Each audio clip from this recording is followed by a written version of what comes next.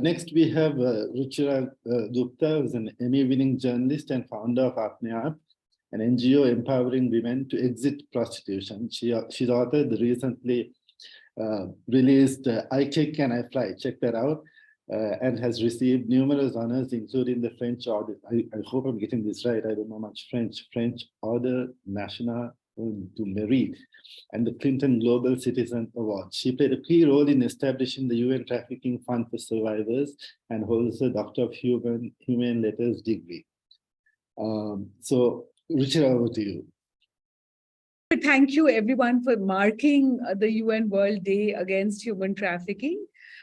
Today is an important day because, as we all know, and all of you have said, that human trafficking is a very big problem in all our countries. The scale of the problem is huge. It's affecting all our countries in South Asia.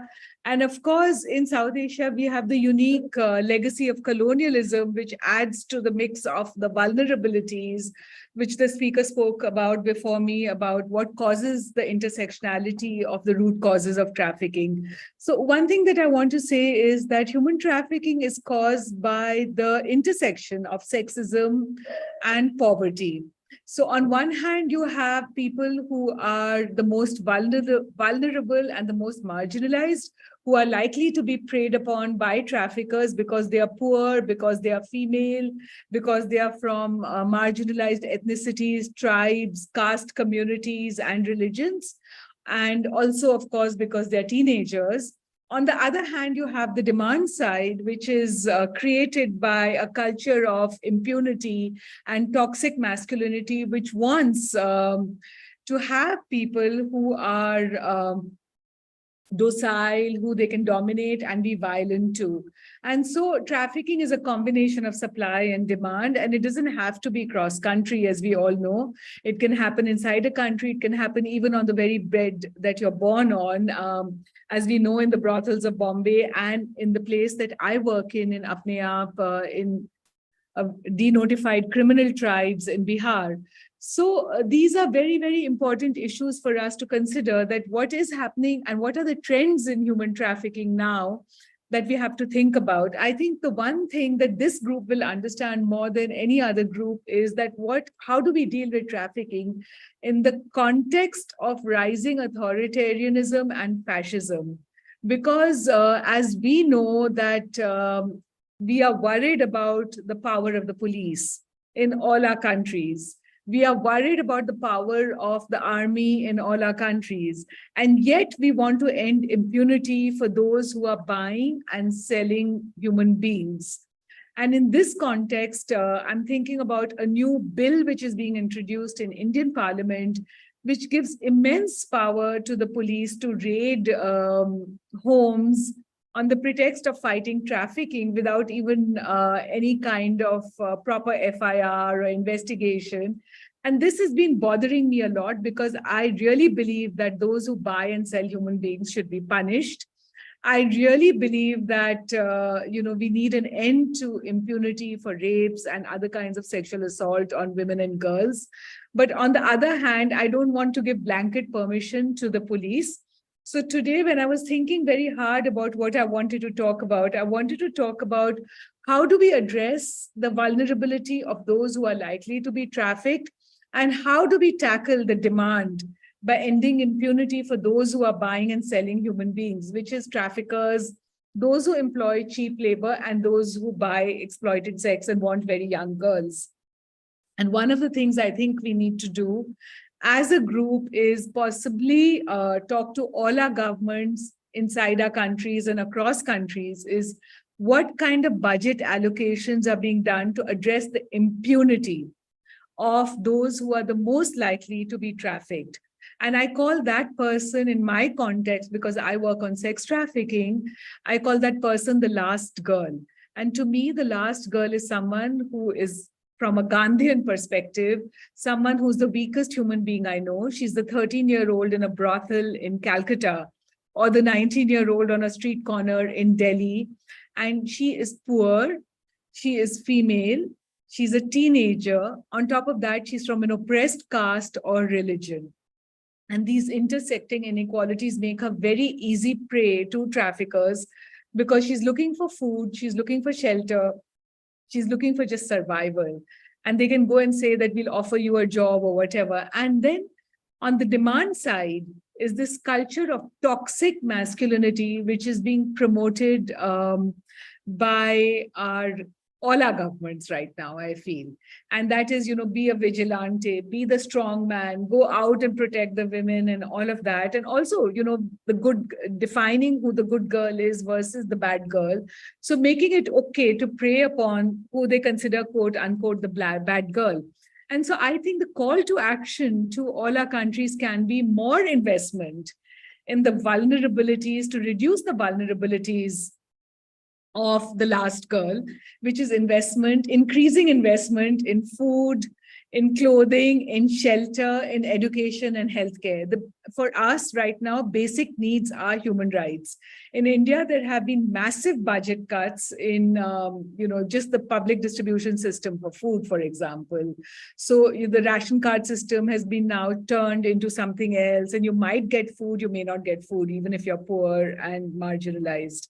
The same thing is happening with education. Many of you must have followed the protests outside the universities and the schools where, people like Kanhaiya Kumar were talking about the fact that if he did not have subsidized food and housing along with education, which was scholarships for the poor, he would not have been able to be the person he was. And this is continuing across the board. And of course, housing, which used to be part of a whole policy program to give housing to the poor, even that's being dismantled. So we can call on our governments to increase budgets for food, clothing, shelter, housing, legal protection, and education for the most marginalized, identify the vulnerabilities, which the speaker spoke about before me. And I speak about this, I know that today is a week when I'm also releasing my book, I Kick and I Fly, in India. And it's about a 14-year-old girl who escapes the sex trade by becoming a Kung Fu champ. And it's based on true life stories in my own NGO, Apne Aap. And the fact is that she could not have become the Kung Fu champ without having the support of a community and a women's rights advocate who actually was able to access government entitlements like low-cost food, like low-cost education, like low-cost housing for her. So we have to understand that this is super important, and I hope my book will carry that message today as well. So we have to really concentrate on that because these are being dismantled in front of our eyes as we speak. The other thing is addressing the demand for human trafficking. We have to talk about the demand for human trafficking is, of course, men who want to buy very young girls, who want to buy exploited sex or cheap labor to turn a profit. And how do they manage to carry on? Why do they get this? One is, of course, they prey on the vulnerabilities, offering food or shelter or whatever, jobs, as many people spoke before me, even marriage as a form of security. But the other reason that they're able to do this is because of the culture of impunity. They are taught as men that they have an entitlement to girls, and the girls must be girls who will obey all their orders, who will be docile and who can be controlled. And they define what is a good girl versus a bad girl. So if they want to escape the backlash of feminism, they go looking to buy girls who are poor and docile and who may look like the happy hooker, but actually, the smile has 1,000 sorrows behind it. And to address this demand in this time period where fascism is promoting a culture of immunity for toxic masculinity, it's going to be a big challenge for our group. Because remember, fascism eroticizes violence. And we have seen this in Hitler's Germany, and we have seen that in other places where even Hitler, when he was talking about coming back to power, he actually talked about the strong man in his election campaigns. So he said that Germany had lost the First World War because they had lost their masculinity. Because, the Weimar Republic was one of the most free and emancipated republic for women.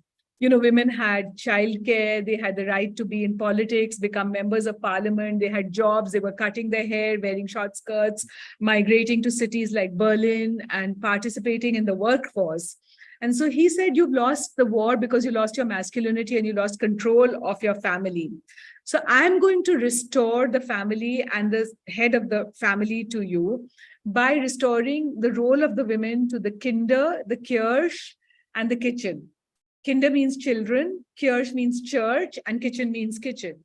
And it resonated with a lot of German men who allowed him to be able to do that and voted in Hitler. And the first things he did was to actually take away women's rights.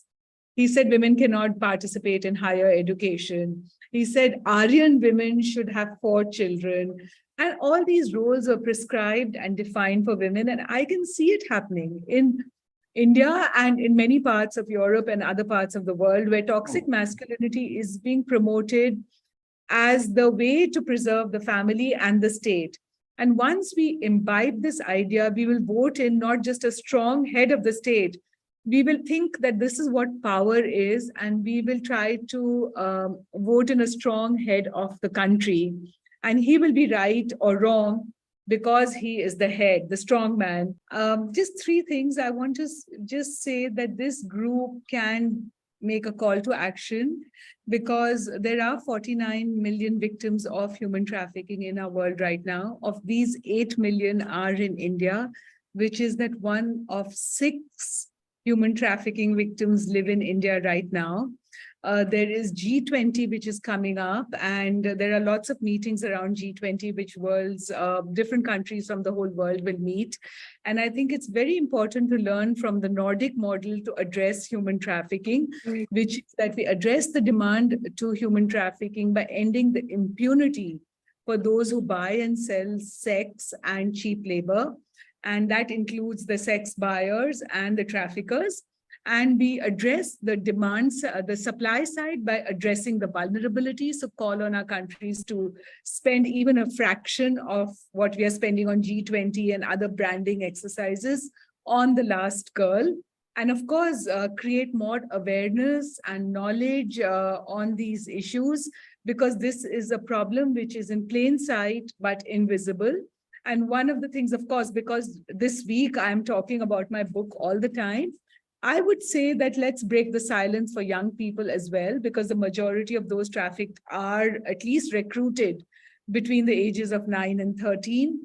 That let's break the silence for young people. Let's discuss this topic with them.